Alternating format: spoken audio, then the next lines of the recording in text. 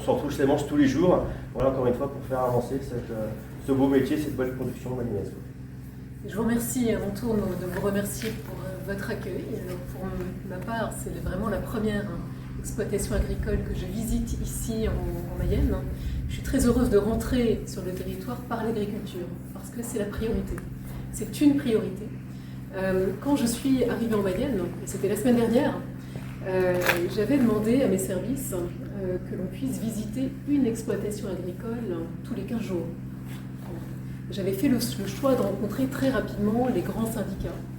Donc la FDSEA, vous êtes les premiers que je visite, qui me reçoivent, voilà. Bien entendu que nous allons prolonger nos échanges en préfecture. Nous aurons une séquence peut-être plus formelle qui nous permettra vraiment d'aborder tous nos sujets. Ils sont nombreux. Alors, la Mayenne est caractérisée par ses ressources agricoles, qui sont des ressources importantes et que nous devons valoriser. Et donc, nous avons cet enjeu de valorisation de ces ressources locales, qui nous différencie également par rapport à d'autres départements. Nous avons la chance ici de pouvoir avoir une production de qualité, production bovine bien entendu, mais production également en matière de lait. Alors, je suis à vos côtés également l'ambassadrice de cette qualité de production en Mayenne.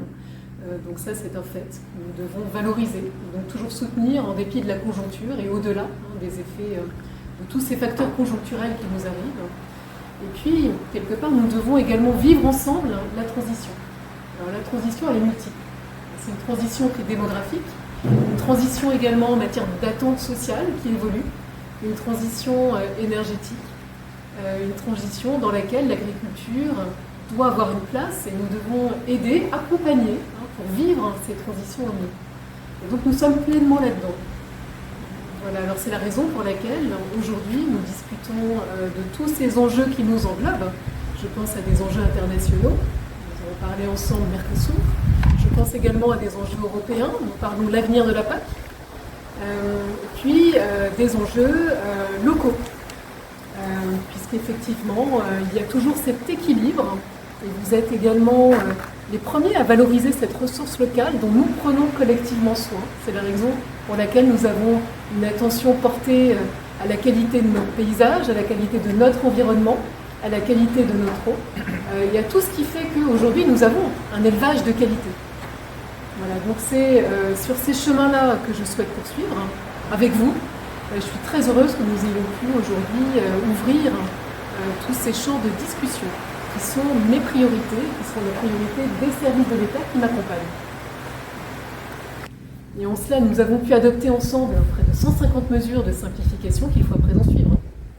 Voilà, donc j'en suis les avancées également avec beaucoup, et vous pouvez vraiment en avoir l'assurance, beaucoup de vigilance. C'est vraiment ce chantier de simplification qui d'ailleurs est passé cet été par la signature de règlements sur les contrôles, des contrôles que l'on a pu unifier. Et notre objectif, c'est d'avancer sur ce champ-là. Nous avons pu également aujourd'hui évoquer ensemble le sujet des aides européennes à travers le FEADER, avec effectivement une procédure qui est très progressive, qui implique à chaque étape la vigilance des agriculteurs. Et je crois que c'est une procédure également sur laquelle il nous faut avoir l'œil. Et il nous faut veiller à bien communiquer entre les différentes administrations parties prenantes. Donc à nous également d'avoir ces dialogues, non, bien entendu avec vous, avec la Chambre d'agriculture, mais également avec la région, avec toutes ces institutions qui sont autour de vous. Et nous sommes en cela un État facilitateur, un État qui coordonne, un État qui favorise les synergies. Voilà, un grand mot pour dire que nous sommes là pour vous aider, tout simplement.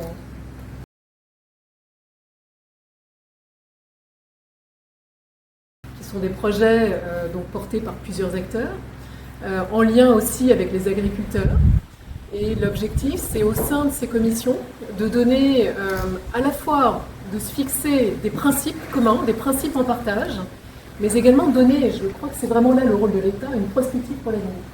Voilà. Où va-t-on ?